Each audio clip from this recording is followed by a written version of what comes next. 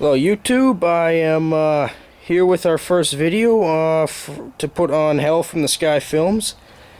This video is pretty much just to sum up all the equipment that you'll be seeing in our next movie, Darkest Before Dawn, as you probably would have guessed by now, set in the early stages of the Vietnam War. So I'm just going to give you a lowdown of some of the equipment we're using here. It's part 1.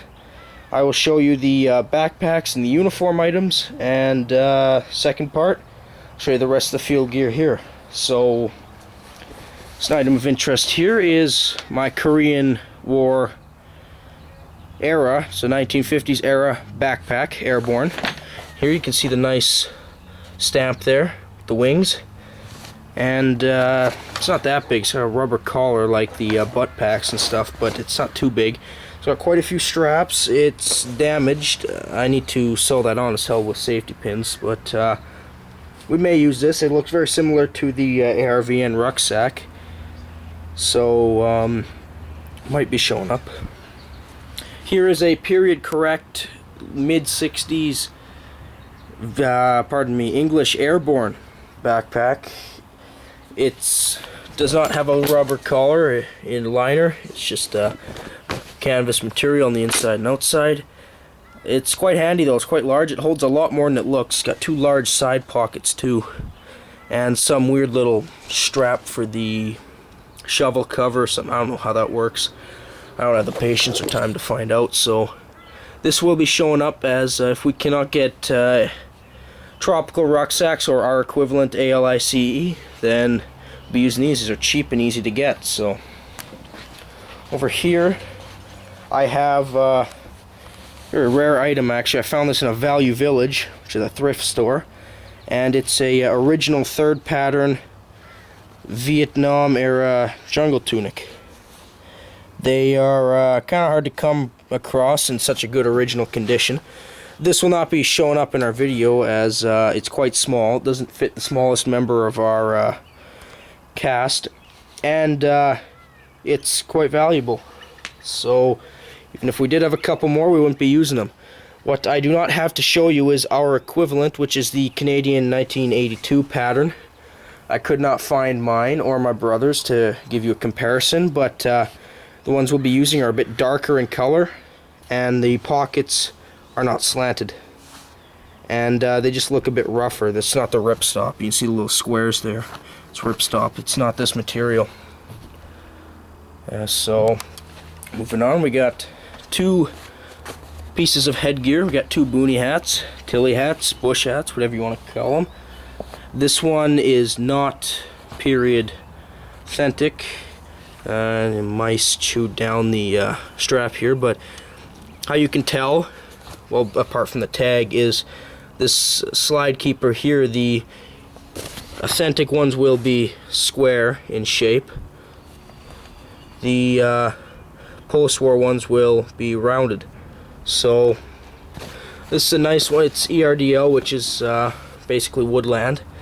This is original as well, so we may not use it, but these are easy to get, and definitely be using them because exteriorly they're pretty much indistinguishable.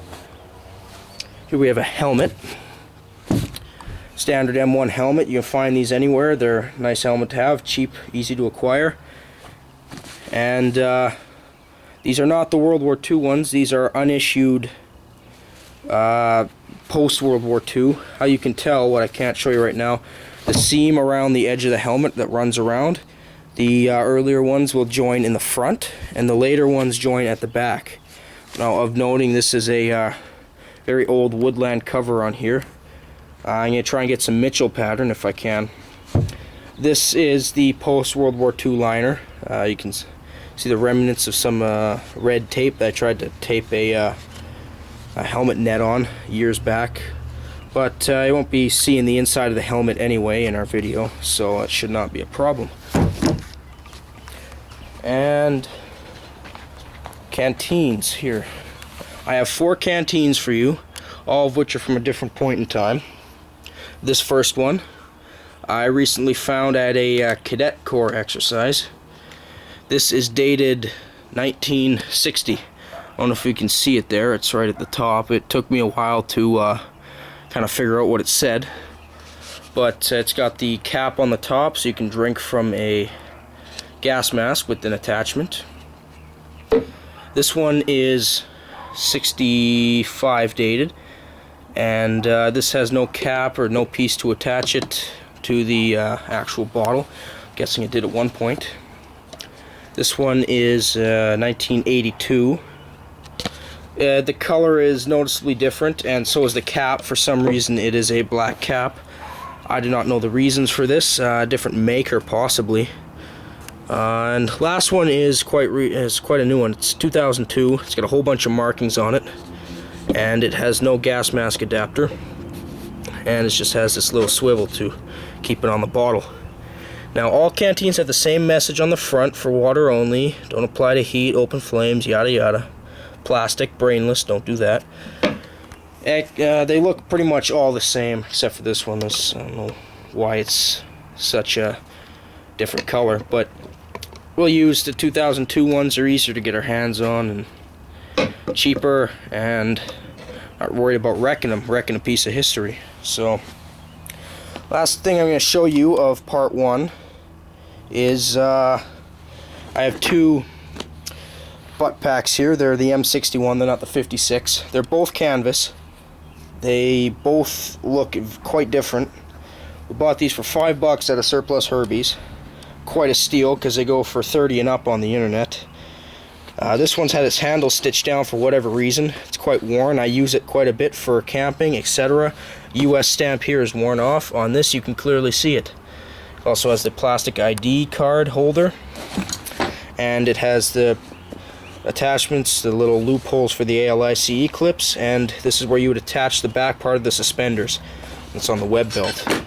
They're kind of harder to get. I'm really hoping I can get my hands on some more because the Canadian 82 pattern equivalent does not look anything alike. So, but these are both the same. They have a ring of eyelets to attach a machete and a canteen with a wire hanger during the USMC, etc. So, yeah, stay tuned for part 2. I will show you some of the field gear that I have acquired.